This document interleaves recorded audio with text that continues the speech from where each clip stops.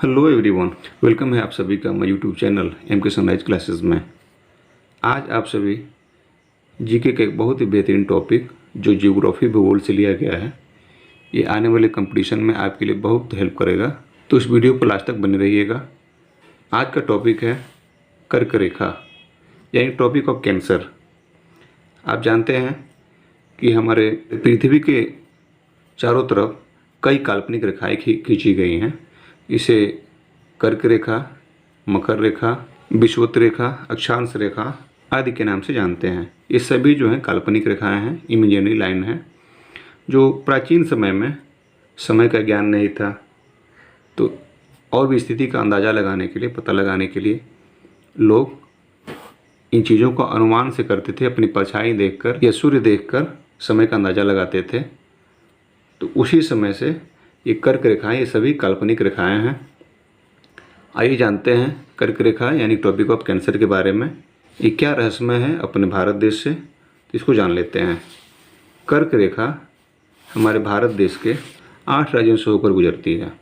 कर्क रेखा हमारे भारत देश के 8 राज्यों से होकर गुजरती है, जिसमें पहला है गुजरात, राजस्थान, मध्य प्रदेश, छत्तीसगढ़, झारखंड, पश्चिम बंगाल, त्रिपुरा और मिजोरम। ये 8 राज्य हैं जो भारत से होकर गुजरती है। ये 8 राज्य हैं जहाँ पर टॉपिक ऑफ कैंसर इन राज्यों से होकर गुजरता है। यानी कि भारत के आधे में से, भारत के 2 हिस्सों में बांटने वाली जो रेखा है वो कर्क रेखा है। और उस कर्क रेखा से ऊपर की तरफ उत्तरी भारत और नीचे की तरफ दक्षिणी भारत, 2 हिस्सों में यह कर्क रेखा बांट देती है।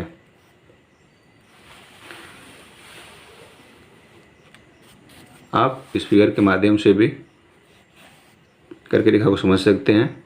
ये हमारे इंडिया का मैप है, भारत का देश का नक्शा है, जो यहाँ से कर्क रेखा गुजरते हुए आ रहा है। जहाँ पर गुजरात, फिर ये राजस्थान, मध्य प्रदेश, छत्तीसगढ़, झारखंड, पश्चिम बंगाल, त्रिपुरा और मिजोरम राज्यों से होते हुए ये गुजरती है।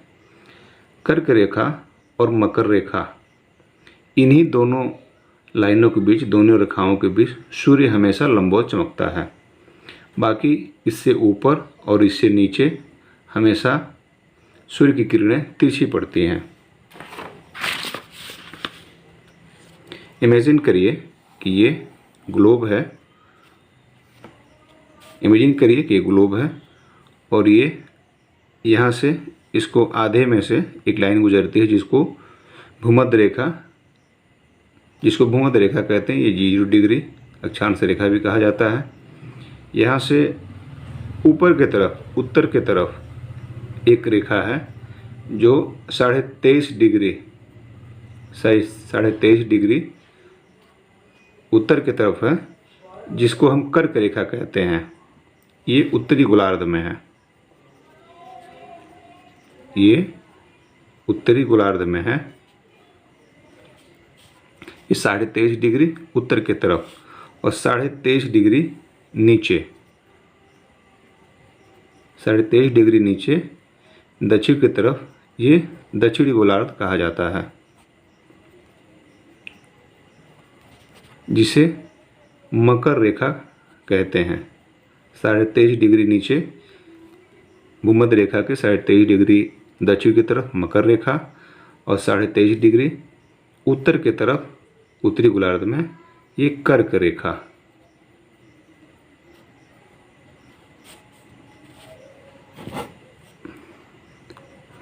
तो सूर्य की किरणें जो हैं हमेशा इन्हीं लाइनों के बीच में सूर्य की किरणें हमेशा चमकती हैं।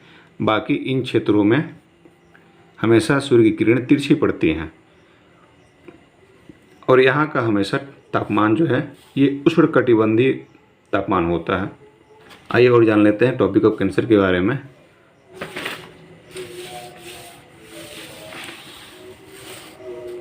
ये मान लीजिए ग्लोब है। अब ग्लोब पर खींची जाने वाली काल्पनिक रेखाएं, ये सभी जो हैं अक्षांश रेखाएं या देशांतर रेखाएं कहलाती हैं। ये सभी काल्पनिक रेखाएं हैं।